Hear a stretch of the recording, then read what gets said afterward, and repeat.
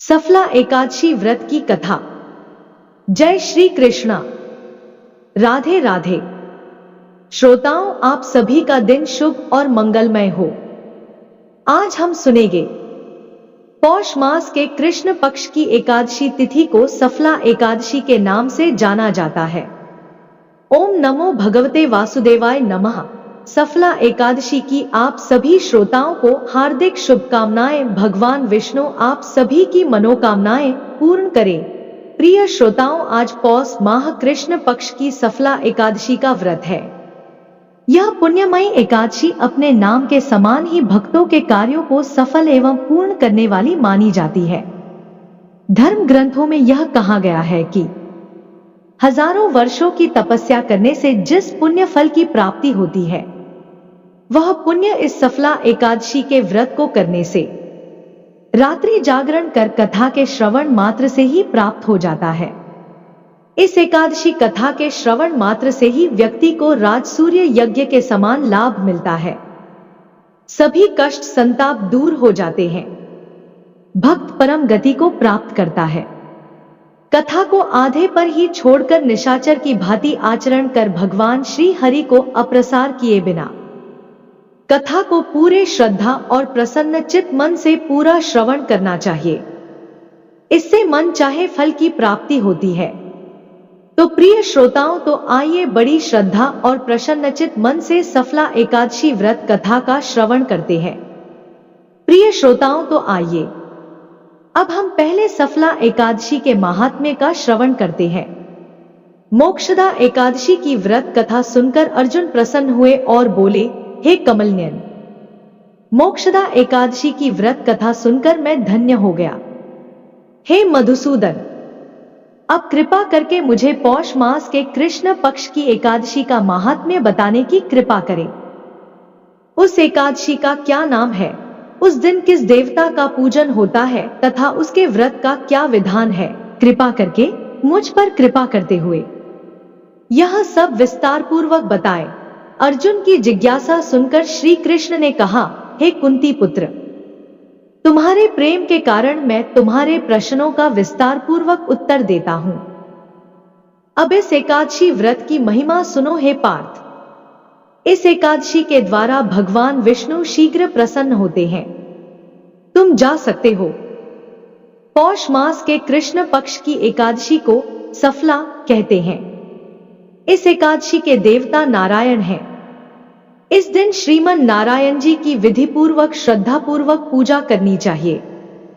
हे पांडुनंदन, इसे सत्य जानो। नागों में शेषनाग, पक्षियों में गरुड़ ग्रह, यज्ञों में अश्वमेध और देवताओं में भगवान विष्णु श्रेष्ठ हैं। उसी प्रकार व्रतों में एकादशी का व्रत श्रेष्ठ है। हे अर्जुन, एकादशी का व्रत करने वाला मनुष्य भगवान श्रीहरि को अत्यंत प्रिय होता है। एकादशी में भगवान नारायण की पूजा नींबू, नारियल, नैवेद्य आदि अर्पित करके करनी चाहिए। जो पुण्य 5000 वर्षों तक तपस्या करने से मिलता है, वही पुण्य रात्रि जागरण सहित सफला एकादशी का व्रत करने से प्राप्त होता है। हे कुंती पुत्र, अब तुम सफला एकादशी की कथा ध्यानपूर्वक सुनो। प्राचीन काल में चंपावती नगरी में महिष्मान नाम का एक राजा राज्य करता था। उसके 4 पुत्र थे। उसका सबसे बड़ा पुत्र लुम्पक एक महापापी और दुष्ट था। वह सदैव स्त्रियों और वेश्याओं के आवागमन में अपने पिता का धन खर्च करता था। देवताओं, ब्राह्मणों, वैष्णवों आदि की निंदा करके वह बहुत प्रसन्न होता था। उसके कुकर्मों से सभी लोग बहुत दुखी थे, किंतु युवराज होने के कारण सभी चुपचाप उसके अत्याचारों को सहने को विवश थे और राजा से शिकायत करने का साहस किसी में नहीं था। किंतु बुराई अधिक समय तक पर्दे में नहीं रहती थी। एक दिन राजा महिष्मान को लुम्पक के कुकर्मों का पता चल गया। तब राजा अत्यंत क्रोधित हुए और उन्होंने लुम्पक को अपने राज्य से निकाल दिया। पिता के साथ साथ अन्य सभी लोगों ने भी लुम्पक को त्याग दिया। अब वह सोचने लगा कि क्या करूं, कहां जाऊं। अंत में उसने पिता के राज्य में रात चोरी से बिताने का निश्चय किया। वह दिन में राज्य से बाहर रहता और रात में अपने पिता के नगर में जाकर चोरी तथा अन्य बुरे कर्म करने लगा। रात में वह जाकर नगर के निवासियों को मारता और उन्हें कष्ट देता। वन में वह निर्दोष पशु पक्षियों को मारकर खा जाता था। किसी रात वह नगर में चोरी करते हुए पकड़ा भी जाता तो राजा के भय से पहरेदार उसे छोड़ देते। कहते हैं कि कभी कभी अनजाने में भी प्राणी ईश्वर की कृपा का पात्र बन जाता है। लुम्पक के साथ भी कुछ ऐसा ही हुआ। वह जिस वन में रहता था वह वन देवता को भी बहुत प्रिय था। उस वन में एक प्राचीन पीपल का वृक्ष था और सभी लोग उस वन को देवताओं की क्रीड़ा स्थली मानते थे। वन में महापापी लुम्पक उसी पीपल के वृक्ष के नीचे रहता था। कुछ दिनों बाद पौष मास की कृष्ण पक्ष की दशमी तिथि को लुम्पक ठंड के कारण अचेत हो गया। ठंड के कारण वह रात को सो नहीं सका और उसके हाथ पैर अकड़ गए। रात बड़ी मुश्किल से कटी, लेकिन सूरज उगने पर भी उसकी बेहोशी नहीं टूटी। वह लेटा रहा। वह पापी सफला एकादशी के मध्याह्न तक अछूता रहा। जब सूर्य के ताप से उसे कुछ गर्मी मिली तब मध्याह्न के समय उसे होश आया और वह किसी प्रकार अपने स्थान से उठकर वन में भोजन की खोज में भटकने लगा। उस दिन वह शिकार करने में असमर्थ था, अतः वह पृथ्वी पर गिरे हुए फलों को लेकर पीपल के वृक्ष के नीचे चला गया। तब तक भगवान सूर्य अस्ताचल से चले गए थे।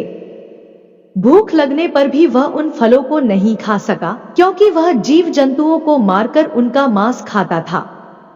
उसे फल खाना बिल्कुल अच्छा नहीं लगा, अतः उसने उन फलों को पीपल की जड़ के पास रख दिया और दुखी होकर बोला, हे भगवान, यह फल आपको अर्पित है। आप इन फलों को खाकर संतुष्ट हो जाइए। ऐसा कहकर वह रोने लगा और रात को उसे नींद नहीं आई। वह सारी रात रोता रहा। इस प्रकार उस पापी से अनजाने में ही एकादशी का व्रत हो गया। उस महाबली के इस व्रत तथा रात्रि जागरण से भगवान श्रीहरि बहुत प्रसन्न हुए और उसके सभी पाप नष्ट हो गए। भोर होने से ठीक पहले एक दिव्य रथ अनेक सुंदर वस्तुओं से सुसज्जित होकर उसके सामने आकर खड़ा हो गया। उसी समय आकाशवाणी हुई, हे युवराज, भगवान नारायण के प्रभाव से तुम्हारे समस्त पाप नष्ट हो गए हैं। अब तुम अपने पिता के पास जाकर राज्य प्राप्त करो। जब लुम्पक ने यह आकाशवाणी सुनी तो वह अत्यंत प्रसन्न होकर बोला, प्रभो, आपकी जय हो। ऐसा कहकर उसने सुंदर वस्त्र धारण किए और फिर अपने पिता के पास गया। पिता के पास पहुंचकर उसने सारा वृत्तांत पिता को सुनाया। पुत्र के मुख से सारा वृत्तांत सुनकर पिता ने तुरंत ही अपना संपूर्ण राज्य पुत्र को सौंप दिया और स्वयं वन में चला गया। अब लुम्पक शास्त्रानुसार राज्य करने लगा। उसकी स्त्री, पुत्र आदि भी श्री विष्णु के परम भक्त हो गए। वृद्धावस्था आने पर उसने राज्य अपने पुत्र को सौंप दिया और भगवान की भक्ति करते हुए वन में चला गया और अंत में परमपद को प्राप्त हुआ। हे पार्थ, जो मनुष्य श्रद्धापूर्वक इस सफला एकादशी का व्रत करते हैं उनके समस्त पाप नष्ट हो जाते हैं और अंत में मोक्ष की प्राप्ति होती है। हे अर्जुन, जो लोग इस सफला एकादशी का महात्म्य नहीं समझते उन्हें इसे पूंछ और सींग से रहित पशु के समान समझना चाहिए। सफला एकादशी का महात्म्य पढ़ने या सुनने से प्राणी को राजसूय यज्ञ के समान फल मिलता है। सार इस सफला एकादशी की कथा हमें यह एहसास कराती है कि भगवान बहुत दयालु है। यदि कोई व्यक्ति अज्ञानतावश भी भगवान को याद कर ले तो उसे पूरा फल मिलता है। यदि मनुष्य अपने पापों की क्षमा थोड़े से भी मांग ले तो भगवान उसके बड़े से बड़े पाप भी माफ कर देते हैं। लुम्पक जैसे महापापी भी भगवान श्रीहरि की कृपा से वैकुंठ के अधिकारी बने। तो प्रेम से बोलिए, लक्ष्मी नारायण की जय, माता लक्ष्मी की जय। श्रोताओं, तो आइए अब हम बड़ी श्रद्धा और प्रसन्नचित मन से एकादशी माता की कथा का श्रवण करते हैं। अब आइए सुनते हैं एकादशी माता की कथा। एक बूढ़ी माँ ने एक बार एकादशी का व्रत रखा। बड़ा ही भाव भक्ति से पूजा अर्चना की। उन्हें वृद्धा अवस्था में क्या बाधा थी। वे तो अपने पुत्र पत्रों की सुख सुविधा के लिए व्रत रखने लगी थी। वे दिन भर तो जरा कठोर मन करके अपनी प्यास को रोके रही। दिन में पूजा पाठ किया, कथा सुनी और पंडित जी को मिट्टी के पात्र में भरकर पानी और ऋतु फल दान में दिए। दोना भर भर के भूरा शक्कर वितरण किया। उन्हें गर्मी के कारण बहुत बेचैनी हो रही थी, इस कारण से बड़ी देर तक पानी में पड़ी रही और पानी के कुल्ला करती रही। अपना मुंह बार बार धोती रही। तब कहीं थोड़ा बहुत धैर्य बंध पाया। धूप तो तेज पड़ ही रही थी, इस कारण बार बार मुंह सूख रहा था। बूढ़ी माँ बहुत बेचैन हो रही थी, क्योंकि एक तो बुढ़ापा और दूसरे यह भयंकर गर्मी। वृद्धावस्था की स्थिति तो कुछ दूसरी ही प्रकार की होती है। जैसे जैसे रो धो के दिन कट पाया, अब पहाड़ सी रात सामने थी। उसका कटना बड़ा ही कठिन दिखाई दे रहा था। खटिया पर पड़े बुढ़िया माई को शांति नहीं मिल रही थी और वे बार बार करवट बदल रही थी। अनेक बार वे बाहर जाती और भीतर आती, उन्हें घर के अंदर शांति नहीं थी। वे पड़ी पड़ी एकादशी माता का स्मरण करती रही। वे कहती रही कि हे एकादशी माता, आप मेरी लाज रखिएगा, आप ही मुझे शक्ति दे दीजिएगा, जिससे मैं भली भांति आपका व्रत कर सकूं और यह पहाड़ सी रात शांतिपूर्वक व्यतीत हो सके। प्यास के कारण बूढ़ी माँ की बेचैनी तो बढ़ ही रही थी। उन्होंने धैर्य रखने का बहुत प्रयास किया, किंतु सहनशीलता की सीमा टूट गई और वे घबराकर एकदम चिल्ला पड़ी। बोली कि बचाओ बचाओ। अम्मा का चिल्लाना सुनकर परिवार भर के नर नारी, बच्चे और पड़ोसी एकत्रित होकर बूढ़ी अम्मा की खटिया के समीप पहुंच गए। सबने पूछा कि अम्मा जी, आपको क्या हुआ, आप क्यों चिल्ला रही हैं? आप इस वृद्धावस्था में यह कठिन व्रत क्यों कर रही हैं? अम्मा जी, शक्ति से ही भक्ति होती है। थोड़ी ही देर में वे फिर से बोली कि अरे हमारे तो प्राण ही निकले जा रहे हैं। मेरी छाती पर ठंडे पानी का घड़ा रख दीजिए। नातियों ने दादी की छाती पर ठंडे पानी का पात्र रख दिया। तब कहीं जाकर उन्हें थोड़ा बहुत आराम मिला और थोड़ी देर के लिए उन्होंने अपनी आंखें बंद कर ली। एकादशी माता ने सोचा कि यह बूढ़ी अम्मा है तो बहुत कठोर, जरा जाकर उसकी परीक्षा लेना चाहिए। वे आधी रात को मुर्गा बनकर टेर लगाने लगी। मुर्गा की आवाज सुनकर दादी जल्दी से उठी और बाहर जाकर आसमान की ओर देखा, किंतु आसमान में कहीं उन्हें प्रातकालीन तारा दिखाई नहीं दिया। वे सोचने लगी कि यह मुर्गा क्यों और कैसे बोल गया। उन्हें प्यास तो लग ही रही थी, थोड़ा बहुत उनका मन भी विचलित होने लगा था, किंतु अंत में उन्होंने दृढ़ निश्चय किया कि मैं अब व्रत को पूर्ण करके ही छोड़ूंगी, चाहे भले ही मेरे प्राण निकल जाएं। यह सोचकर फिर वे खटिया पर शिथिल होकर लेट गई। थोड़ी ही देर में एकादशी माता ने उनकी फिर से परीक्षा लेनी चाहिए। एक छोटी सी बालिका एक गिलास में शरबत लेकर उनके सिरहाने खड़ी हो गई और जोर से बोली कि दादी जी, सवेरा हो गया है, आप हाथ मुंह धोकर शरबत पी लीजिए। पहले तो शरबत का गिलास देखकर उनका मन ललचा लगा, किंतु अचानक व्रत का स्मरण हो आया और उन्होंने सोचा कि मैं किसी भी प्रकार से अभी शरबत नहीं पी सकती हूँ, और वे शांतिपूर्वक अपनी खटिया पर लेट गई। फिर थोड़ी ही देर में उन्हें ऐसा लगा जैसे किसी ने उन्हें पानी के कुएं में पटक दिया हो। वे बड़ी देर तक उस कुएं में हाथ पांव चलाती रही, किंतु उन्होंने अपने मुंह में पानी की एक बूंद भी नहीं जाने दिया और वे दृढ़ता पूर्वक अपने व्रत का पालन करती रही। थोड़ी ही देर में ना जाने कहां से सामने आग जलने लगी, जिससे भारी गर्मी बढ़ने लगी और प्यास के कारण प्राण निकलने लगे, किंतु बूढ़ी अम्मा का कुछ भी नहीं बिगाड़ पाया। वे जहां की तहां मुस्कुराती हुई सी बैठी रही। थोड़ी ही देर में बाहर प्रकाश दिखाई देने लगा, ऐसा लगा कि जैसे सवेरा हो गया हो। बूढ़ी अम्मा ने जब बाहर निकलकर देखा तो समझ गई कि अभी सवेरा होने में 3-4 घंटे की देरी है। यह जानकर वे शांतिपूर्वक इधर उधर घूमने फिरने लगी। एकादशी माता यह बात अच्छी तरह से समझ गई कि यह बूढ़ी अम्मा किसी भी प्रकार से अपने व्रत से नहीं टल सकती हैं। वे उनके सत्य व्रत को अच्छी तरह से समझ गई। सवेरा होते ही बूढ़ी माता ने स्नान किया, भगवान का पूजन पाठ किया, एकादशी माता की कथा सुनी, ब्राह्मणों को दक्षिणा देकर भोजन कराया, तब कहीं उन्होंने जल ग्रहण किया। कन्याओं को भोजन कराने के बाद अम्मा ने स्वयं भोजन किया।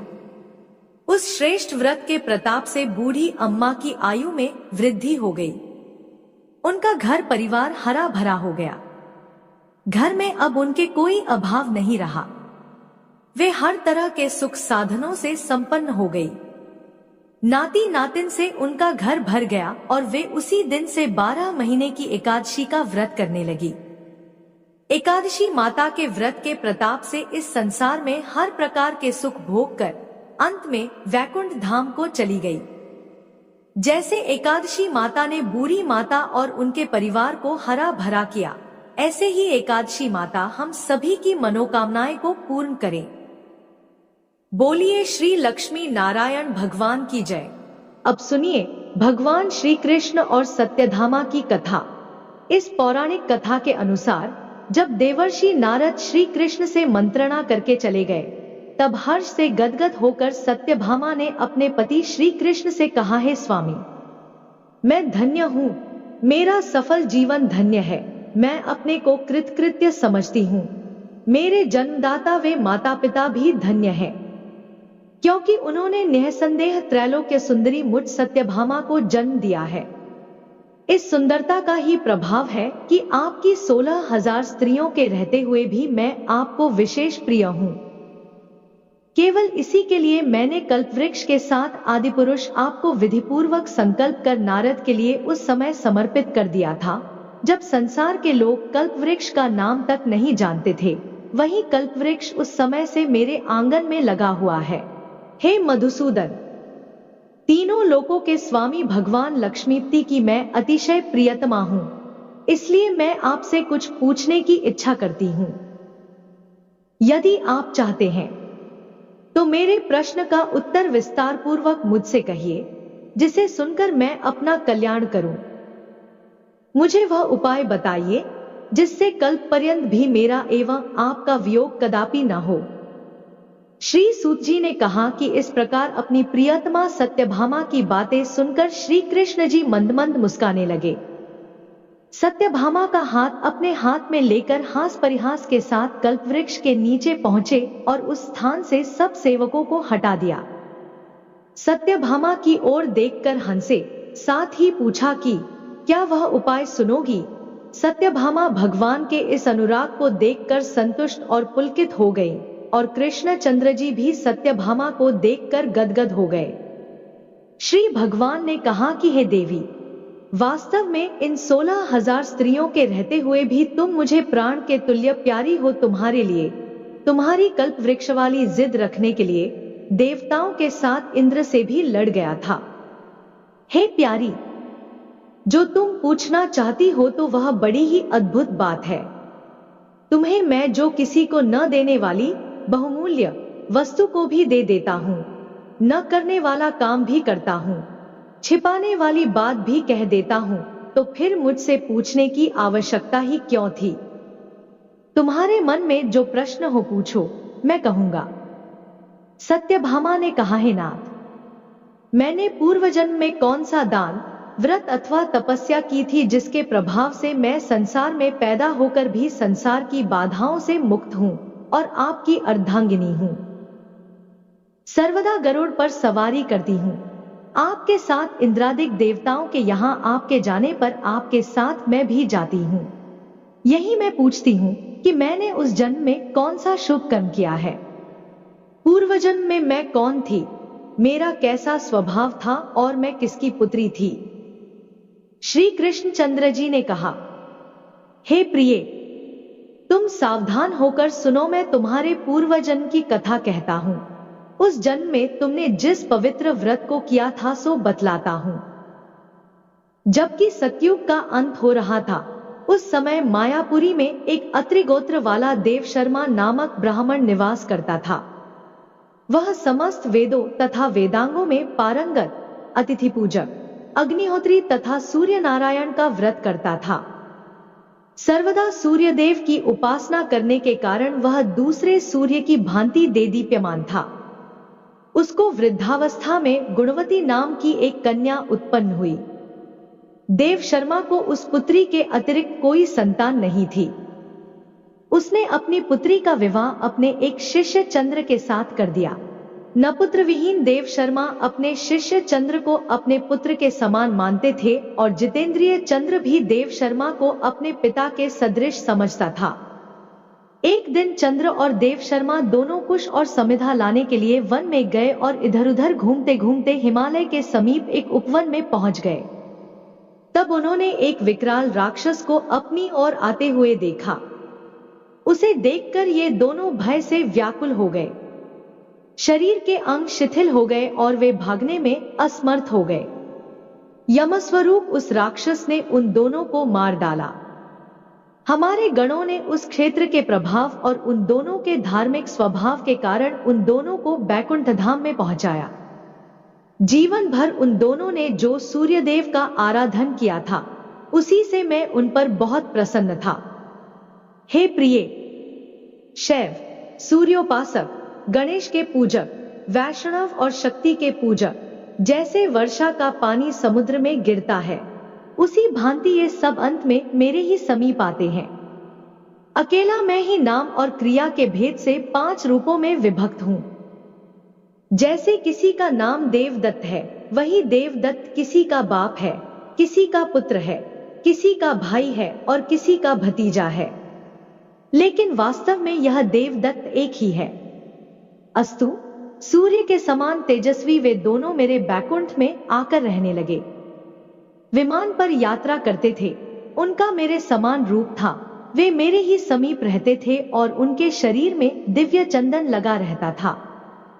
प्रेम से बोलिए लक्ष्मी नारायण की जय, गौरी पुत्र गणेश की जय। अब सुनिए तुलसी जी की कथा।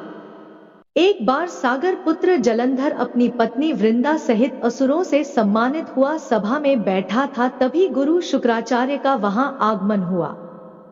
उनके तेज से सभी दिशाएं प्रकाशित हो गई।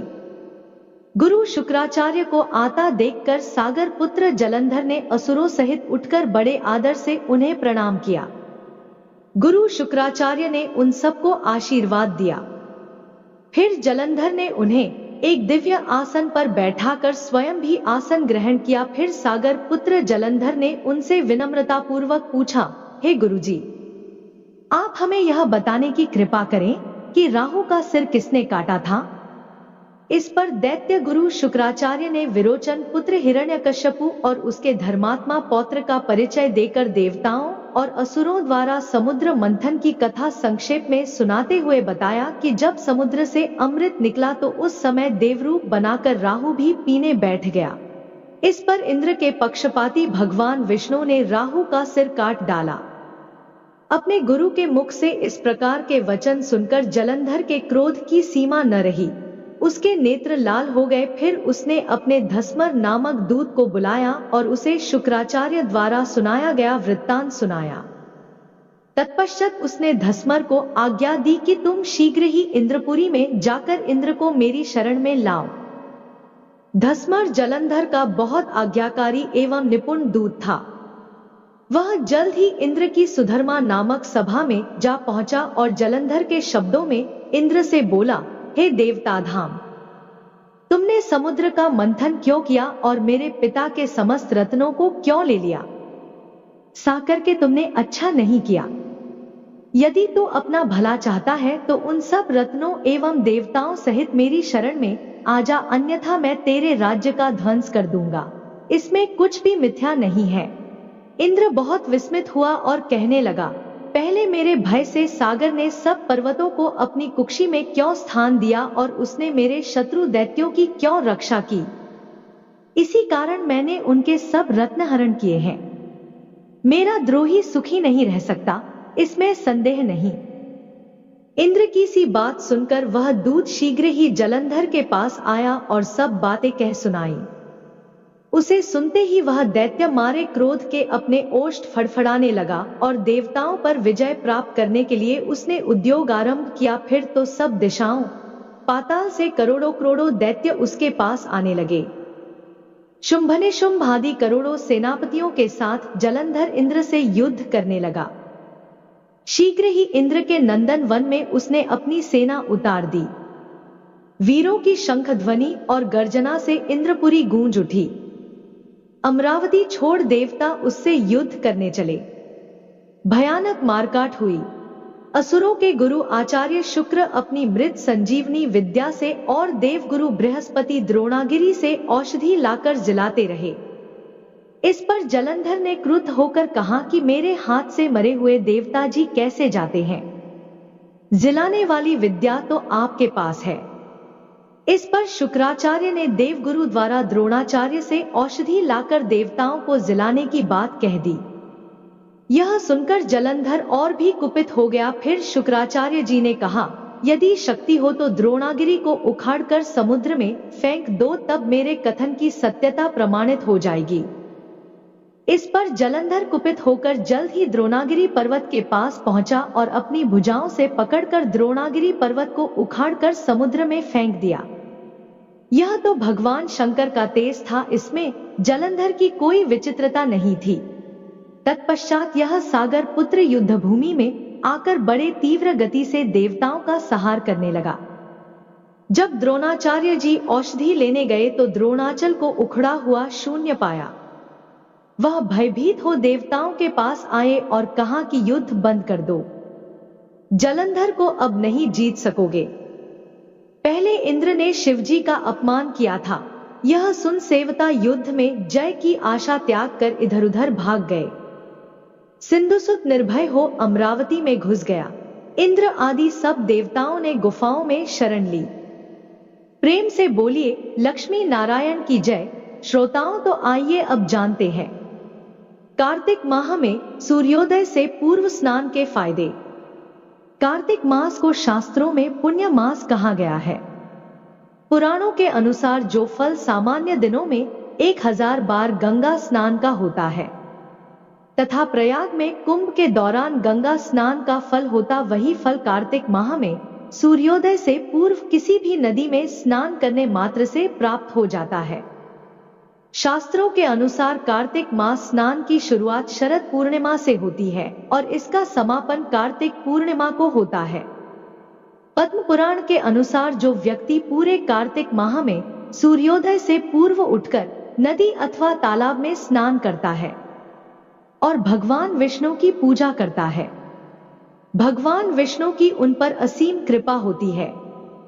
पद्म पुराण के अनुसार जो व्यक्ति कार्तिक मास में नियमित रूप से सूर्योदय से पूर्व स्नान करके धूप दीप सहित भगवान विष्णु की पूजा करते हैं, वह भगवान विष्णु के प्रिय होते हैं। पद्म पुराण की कथा के अनुसार कार्तिक स्नान और पूजा के पुण्य से ही सत्यभामा को भगवान श्री कृष्ण की पत्नी होने का सौभाग्य प्राप्त हुआ। कथा है कि एक बार कार्तिक मास की महिमा जानने के लिए कुमार कार्तिकेय ने भगवान शिव से पूछा कि कार्तिक मास को सबसे पुण्यदायी मास क्यों कहा जाता है। इस पर भगवान शिव ने कहा कि नदियों में जैसे गंगा श्रेष्ठ है, भगवानों में विष्णु, उसी प्रकार मासों में कार्तिक श्रेष्ठ मास है। इस मास में भगवान विष्णु जल के अंदर निवास करते हैं, इसलिए इस महीने में नदियों एवं तालाब में स्नान करने से विष्णु भगवान की पूजा और साक्षात्कार का पुण्य प्राप्त होता है। भगवान विष्णु ने जब श्री कृष्ण रूप में अवतार लिया तब रुक्मिणी और सत्यभामा उनकी पटरानी हुई। सत्यभामा पूर्व जन्म में एक ब्राह्मण की पुत्री थी। युवावस्था में ही एक दिन इनके पति और पिता को एक राक्षस ने मार दिया। कुछ दिनों तक ब्राह्मण की पुत्री रोती रही। इसके बाद उसने स्वयं को विष्णु भगवान की भक्ति में समर्पित कर दिया। वह सभी एकादशी का व्रत रखती और कार्तिक मास में नियम पूर्वक सूर्योदय से पूर्व स्नान करके भगवान विष्णु और तुलसी की पूजा करती थी। बुढ़ापा आने पर एक दिन जब ब्राह्मण की पुत्री कार्तिक स्नान के लिए गंगा में डुबकी लगाई, तब बुखार से कांपने लगी और गंगा तट पर उसकी मृत्यु हो गई। उसी समय विष्णु लोक से एक विमान आया और ब्राह्मण की पुत्री का दिव्य शरीर विमान में बैठकर विष्णु लोक पहुंच गया। जब भगवान विष्णु ने कृष्ण अवतार लिया तब ब्राह्मण की पुत्री ने सत्यभामा के रूप में जन्म लिया। कार्तिक मास में दीपदान करने के कारण सत्यभामा को सुख और संपत्ति प्राप्त हुई। नियमित तुलसी में जल अर्पित करने के कारण सुंदर वाटिका का सुख मिला। शास्त्रों के अनुसार कार्तिक मास में किए गए दान पुण्य का फल व्यक्ति को अगले जन्म में अवश्य प्राप्त होता है। प्रेम से बोलिए लक्ष्मी नारायण की जय, गौरी पुत्र गणेश की जय। अब आइए श्रवण करते हैं ग्यारस माता की कथा। इस कथा के बिना एकादशी का व्रत अधूरा माना जाता है। एक बार की बात है, एक राज्य में एक राजा रहा करता था। राजा बहुत ही बुद्धिमान और बलशाली था। वह सदैव अपनी प्रजा का बहुत ही अच्छे से ध्यान रखता था। प्रजा भी अपने राजा को बहुत पसंद करती थी। राजा की 2 बेटियां थी। राजा अपनी दोनों बेटियों से बहुत ही प्रेम किया करता था। राजा की दोनों बेटियां बहुत ही सुंदर थी, लेकिन राजा की छोटी बेटी देखने में बहुत ही सुंदर और धार्मिक प्रवृत्ति की थी। वह 12 मास ग्यारस माता की पूजा और व्रत किया करती थी। सभी लोग राजा की छोटी बेटी से बहुत प्रेम करते थे और खूब प्रशंसा किया करते थे, क्योंकि वह बोलने में बहुत ही अच्छी थी। राजा भी अपनी छोटी बेटी को बड़ी बेटी से कुछ ज्यादा ही प्रेम करता था, जिस कारण राजा की बड़ी बेटी को अपनी छोटी बहन से नफरत होने लगी। समय के साथ राजा की दोनों बेटियां बड़ी हो गई। तब एक पड़ोस के राज्य में रहने वाला राजकुमार राजा की बड़ी बेटी के लिए रिश्ता लेकर आया। जैसे ही उस राजकुमार की नजर राजा की छोटी बेटी पर पड़ी तो वह राजकुमार छोटी बेटी पर मोहित हो गया और उसी से विवाह करने की सोचने लगा। उस राजकुमार ने राजा की बड़ी बेटी के साथ विवाह करने से मना कर दिया और राजा से कहा कि आप बुरा ना मानो तो मैं आपकी छोटी बेटी से विवाह करना चाहता हूँ।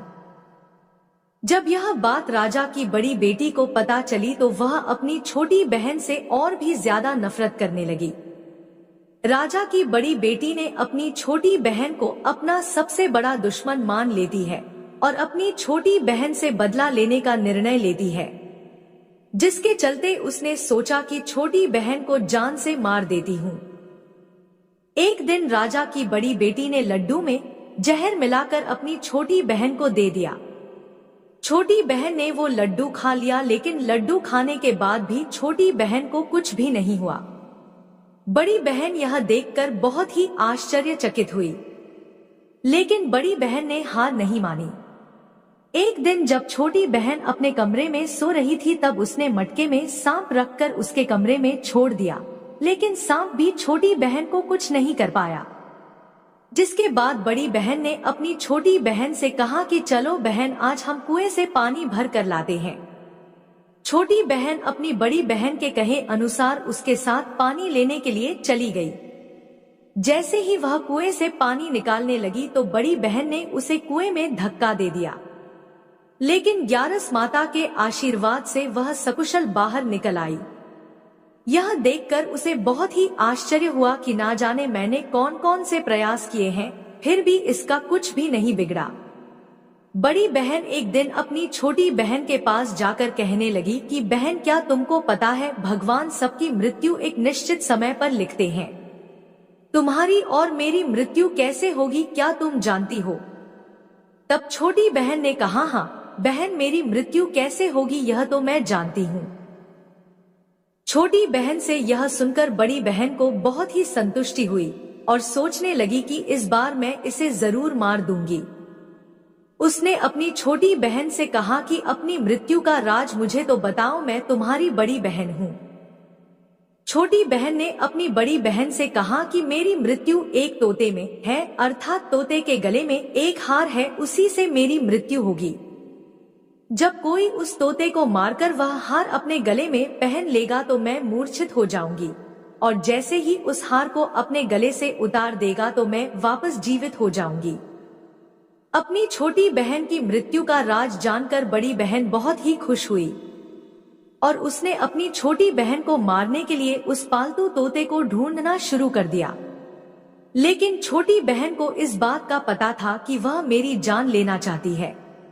वह अपने पिताजी के पास गई और अपने पिताजी से कहा कि पिताजी, अगर मेरी मृत्यु हो जाए तो मुझे जलाना मत, बल्कि आप मुझे पुरानी वाली जो हवेली है उसमें एक पलंग पर लिटाकर छोड़ देना। अपनी छोटी बेटी के मुंह से यह बात सुनकर राजा को बहुत ही बुरा लगा। उसने अपनी बेटी से पूछा कि बेटी, तुम ऐसी बातें क्यों कर रही हो? 2-4 दिन में तेरी शादी होने वाली है। तब राजा की छोटी बेटी ने बताया कि पिताजी, समय किसी के लिए नहीं रुकता, कब क्या हो जाए किसी को कुछ भी पता नहीं है। फिर राजा ने अपनी छोटी बेटी से कहा कि तुम्हारा ऐसा बोलना मुझे बिल्कुल भी अच्छा नहीं लगता। लेकिन छोटी बेटी ने अपने पिताजी को ऐसा करने पर मजबूर कर दिया और वचन ले लिया कि मरने के बाद जलाना नहीं है। राजा ने भी अपनी छोटी बेटी की बात मान ली और 2-3 दिन बाद शादी का समय आया। पूरे घर में शादी का माहौल था और गाजे बाजे के साथ बारात आई। राजकुमार बारात लेकर राजा के घर आया। राजकुमार और राजा की छोटी बेटी का विवाह शुरू हो गया। जैसे ही राजा की छोटी बेटी राजकुमार के साथ अपने फेरे लेना शुरू करती है तो उसी समय उसकी बड़ी बहन अपनी छोटी बहन के कमरे में जाकर उसके तोते को पकड़ लेती है और उसे जान से मार देती है। तोते के गले में जो हार था उसे अपने गले में धारण कर लेती है। जैसे ही बड़ी बहन ने हार को अपने गले में डाला, उधर छोटी बहन के 3.5 फेरे ही पूरे हुए थे और वह बेहोश होकर गिर गई। इसके बाद राजा ने बड़े बड़े हकीम को बुलाया, अपनी छोटी बेटी का इलाज करने को कहा। राजा ने कहा, कोई मेरी बेटी का इलाज कर दो, मुंह मांगा इनाम दिया जाएगा। राजा की बात सुनकर वैद्य ने जब छोटी बेटी को देखा तो राजा को बताया कि आपकी छोटी बेटी ना तो जीवित है और ना ही मरी हुई है। मैं तो मेरे जीवन में ऐसा पहली बार देख रहा हूँ। राजा ने वैद्य और हकीम को कह दिया कि यह बात बाहर किसी को मत बताना। अगर तुमने यह बात और किसी को बताई तो हम तुम्हें फांसी की सजा देंगे। राजा ने अपनी छोटी बेटी को पुराने महल में ले जाकर एक पलंग पर लेटा दिया। वहां पर कुछ सैनिकों को तैनात कर दिया और स्वयं महल पर आ गया। राजा की बड़ी बेटी अपने पिताजी के पास गई और कहने लगी कि पिताजी, अगर यह शादी संपन्न नहीं हुई तो आपकी इज्जत का क्या होगा? अगर आप कहो तो मैं आपकी इज्जत बचाने के लिए राजकुमार से शादी करने के लिए तैयार हूँ। राजा ने अपनी बड़ी बेटी की बात मानकर छोटी बेटी के कपड़े बड़ी बेटी को पहनने को दिलवा दिए और मंडप पर भेज दिया। लेकिन राजकुमार यह जान गया था कि यह राजा की छोटी बेटी नहीं है। उसने शादी करने से मना कर दिया, लेकिन वहां पर आए सारे लोगों ने राजकुमार को शादी करने के लिए विवश कर दिया और राजा की बड़ी बेटी से उस राजकुमार की शादी करवा दी। बचे हुए 3.5 फेरे बड़ी बेटी के साथ दिलवा दिए गए। उसके बाद राजकुमार राजा की बड़ी बेटी को अपने महल ले गया। राजकुमार राजा की बड़ी बेटी से ना तो बात करता था और ना ही उसे पसंद करता था और ना ही उसके कमरे में जाता था। राजकुमार ने यह फैसला ले लिया कि मैं राजा की छोटी बेटी को ढूंढ कर ही रहूंगा। वह रात दिन उसे ढूंढता हुआ इधर उधर घूमने लगा। एक दिन राजकुमार अपने घोड़े पर सवार होकर राजा के पुराने महल के पास पहुंच गया, जहां पर उसने कुछ सैनिकों को देखा। महल के पास पहुंचकर राजकुमार ने जब महल को ध्यान से देखा तो वह समझ गया कि यह मेरे ससुर का पुराना महल है। तब राजकुमार ने सैनिकों से पूछा कि तुम लोग यहाँ पर क्या कर रहे हो और इस महल के अंदर उस पलंग पर कौन लेटा है? तो सैनिकों ने बताया कि यहाँ पर राजा की छोटी बेटी लेटी है। यह सुनकर राजकुमार बहुत ही खुश हुआ और तुरंत उससे मिलने के लिए अंदर चला गया। लेकिन अंदर जाकर देखा तो वो तो बिल्कुल बेहोश थी। राजकुमार उसकी सेवा करने लगा।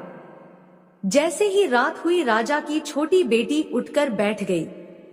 राजकुमार यह देखकर बहुत ही खुश हुआ और उससे पूछने लगा कि तुम यहाँ पर क्या कर रही हो? ऐसे बीच फेरों से गायब होकर यहाँ पर क्यों चली आई? तुम मेरे साथ चलो। राजा की छोटी बेटी ने राजकुमार को सारी बात बता दी। बताया कि मेरी जान एक तोते में बसी थी और यह बात मैंने अपनी बड़ी बहन को बता दी थी। मुझे पता है कि उसी ने मुझे मारने का प्रयास किया है। उसके पास एक हार है जिसको वह सुबह पहन लेती है और रात को उतार कर रख देती है। जब तक वह हार को पहने रखती है तब तक मैं मूर्छित रहती हूँ, और जैसे ही वह हार को उतार देती है तो मैं जीवित हो जाती हूँ। और जब तक मेरी बड़ी बहन के पास वह हार है तब तक मैं ऐसे ही जीवित और मूर्छित होती रहूंगी। अगर मेरी बड़ी बहन के पास जो हार है वह मेरे हाथ आ जाए तो मैं हमेशा के लिए जीवित हो जाऊंगी। राजकुमार यह बात सुनकर राजा की छोटी बेटी के पास रहने का निर्णय ले लिया और बचे हुए फेरे लेकर अपने विवाह को भी पूरा कर लिया और वहीं पर रहने लगा। ऐसे करते करते काफी समय बीत गया। राजा की छोटी बेटी गर्भवती हो गई। एक दिन राजकुमार को किसी काम से बाहर जाना पड़ा तो पीछे से राजा की छोटी बेटी के पेट में बहुत जोरों से दर्द होने लगा। उसने उस समय ग्यारस माता का आह्वान किया, जिसके बाद ग्यारस माता वहां पर प्रकट हुई और उन्होंने उसके दर्द को दूर किया। एक सुंदर पुत्र को उसने जन्म दिया। जब आधी रात को राजकुमार बाहर से आया तो उसने ग्यारस माता को देखा तो वह बहुत ही आश्चर्यचकित हुआ। उसने तुरंत माता को प्रणाम किया। ग्यारस माता ने राजकुमार से कहा कि जब तुम्हारा बेटा 5 वर्ष का हो जाए तो तुम अपनी पत्नी का हार लाकर इसके गले में डाल देना, जिससे यह हमेशा के लिए जीवित हो जाएगी। समय के चलते राजकुमार का बेटा 5 साल का हो गया। एक दिन राजकुमार को फिर किसी काम से बाहर जाना पड़ा। उसने अपने बेटे से कहा, तुम अपनी माता का ध्यान रखना और मैं शाम तक लौट आऊंगा। जैसे ही राजकुमार वहां से बाहर निकला तो बड़ी बहन के सैनिकों ने उसे देख लिया और बड़ी बहन को जाकर सारी बात बता दी, जिसके बाद बड़ी बहन अपनी छोटी बहन के पुत्र को वहां से उठवा लिया और उसे मरवा दिया। उसके 2 टुकड़े करवाए। पहले टुकड़े को चक्की के पास छुपा दिया और दूसरा टुकड़ा अपने पलंग के नीचे रख लिया। यह देखकर ग्यारस माता ने भिखारी का रूप धारण किया और उसके घर आ गई। भिक्षा मांगने लगी तो बड़ी बहन ने अपने नौकरों से कहा कि जाओ भिखारी को भिक्षा दे दो। लेकिन जैसे ही नौकर ग्यारस माता को भिक्षा देने के लिए जाता है तो माता उन्हें मना कर देती है और कहती है कि मैं तुम्हारी रानी से ही भिक्षा लूंगी। नौकरों ने अंदर जाकर कहा कि रानी वह हमसे भिक्षा नहीं ले रही है, बोल रही है कि मैं रानी से भिक्षा लूंगी। जब बड़ी बहन स्वयं भिक्षा देने के लिए भिखारिन बनी ग्यारस माता के पास आती है, उससे पहले ही माता एक बिल्ली का रूप बनाकर उसके कमरे में चली जाती है। वहां पर जो छोटी बेटी के पुत्र का एक टुकड़ा था वह उठा लेती है और दूसरा चक्की के पास से उठाकर जीवित कर देती है और वहां से लेकर चली जाती है और राजकुमार को सारी बात बताकर उन्हें उसका बेटा सौंप देती है। राजकुमार अपने बेटे को लेकर उस बड़ी बहन के पास जाता है और उसे कहता है कि इस बच्चे का अच्छे से ध्यान रखना है। अगर तुम इस बच्चे का अच्छे से ध्यान रखोगी तो ही मैं तुमसे बात करूंगा, वरना मैं यहाँ से चला जाऊंगा। एक दिन राजकुमार ने अपने बच्चे से कहा कि तुम ऐसा करो, तुम्हारी माँ के गले का वो हार मांग लो, तुम्हारी जिद की वजह से वह तुम्हें दे देगी। अपने पिताजी के कहे अनुसार लड़का अपनी बड़ी माँ के पास जाकर कहता है कि माँ, मुझे तुम्हारे गले का हार चाहिए। यह सुनकर उसकी माँ को पहले तो बहुत गुस्सा आता है, पर उसको याद आता है कि राजकुमार ने कहा है कि अगर मैं इस बच्चे का अच्छे से ध्यान रखूंगी तो ही वह मुझसे बात करेंगे। वह सोचती है कि छोटी बहन अब तक तो मर गई होगी, उसे जला भी दिया होगा, अब कौन सी जिंदा होने वाली है। यही सोचकर वह हार को निकालकर उस बच्चे को दे देती है। वह बच्चा उस हार को ले जाकर अपने पिताजी को दे देता है। तो राजकुमार अपने बेटे और उस हार को लेकर वहां से चला जाता है और जाते हुए कहकर जाता है कि तुम हमारे लिए खाना बनाकर तैयार रखना, मैं शाम को आकर तुम्हारे साथ ही खाना खाऊंगा। यह कहकर अपने बेटे को लेकर वहां से सीधा राजा के पास जाता है और राजा को सारी बात बता देता है। राजा अपनी बड़ी बेटी की यह करतूत सुनकर बहुत ही क्रोधित होते हैं और अपनी परवरिश को दोष देने लगते हैं। राजा राजकुमार को अपनी छोटी बेटी के साथ रहने का आदेश देते हैं। राजकुमार वह हार लेकर छोटी रानी के पास जाता है और उसके गले में वह हार डाल देता है, जिससे वह जीवित हो जाती है। दोनों बहुत ही खुश होते हैं। राजकुमार अपने बेटे और अपनी पत्नी को लेकर अपने राज्य में चला जाता है। इस तरह एकादशी व्रत के प्रभाव से राजा की छोटी बेटी को अपने जीवन में आई तमाम मुसीबतों से छुटकारा मिलता है। जय श्री हरि विष्णु। प्रेम से बोलिए लक्ष्मी नारायण की जय।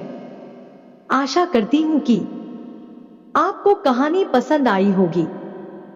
कहानी पसंद आए तो चैनल को सब्सक्राइब करें और वीडियो को लाइक और शेयर करें। जय श्री कृष्णा। राधे राधे। आपका दिन शुभ और मंगलमय हो।